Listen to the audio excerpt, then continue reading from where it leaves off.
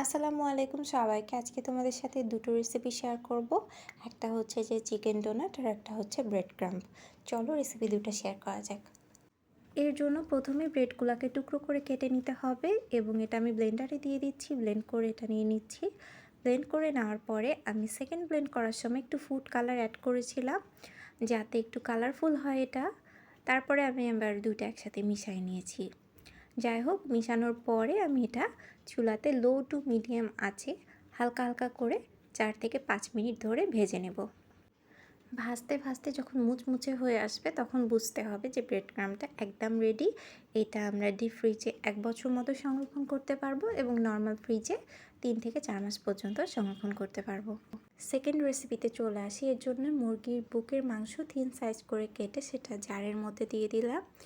দিচ্ছি লবণ, হলুদ, ধনিয়া গুঁড়ো, জিরে বাটা, আদা রসুন বাটা, 2টা কাঁচামরিচ এবং 2 টুকরা পাউরুটি আমি জাস্ট কেটে নিয়েছি, হাত দিয়ে ইচ্ছা মতো ছিঁড়ে নিয়েছি, সেটা দিয়ে দিলাম এবং এটা আমি ব্লেন্ড করে নেব।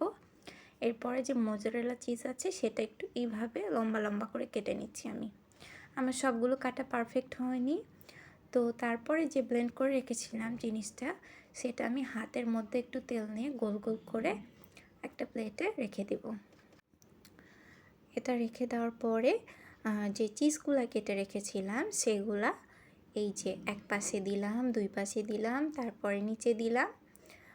দেওয়ার পরে এটা যে আরেকটা আছে এইটা দিয়ে আমি চেপে চেপে এটা জাস্ট মিলাই দেব। মিলানোর পরে মাঝখান থেকে একটু আমি ফাঁক করে দেব।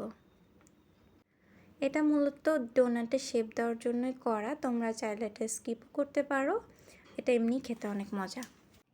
এরপরে একটা বাটিতে 2টো ডিম নিয়ে লবণ মিক্স করে সেটা ভালো করে ফেটিয়ে নেব এবং যে ডোনাটগুলো রেডি করে রেখেছিলাম সেগুলো একে একে ডিপ করব এবং ব্রেড ক্রাম্ব দিয়ে সেটা কোট করে নেব ভালো করে। কোট করা হয়ে গেলে সেটা গরম তেলের মধ্যে দিয়ে ভেজে নিতে হবে। তো এক এক করে সবগুলো এভাবে ডোনাট কোট করে নিচ্ছি এবং সবগুলো আস্তে আস্তে করে ভেজে নেব।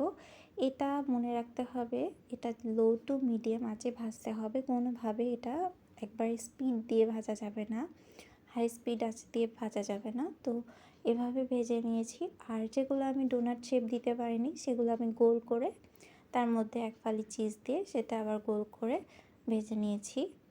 আর একটু ভেঙে দেখাচ্ছি, এটা অনেক মজা হয়েছিল। আর এইটা হচ্ছে যে গরম গরম বেশি মজা লাগে যেহেতু চিজ দেওয়া আছে। তো এই ছিল আজকের রেসিপি।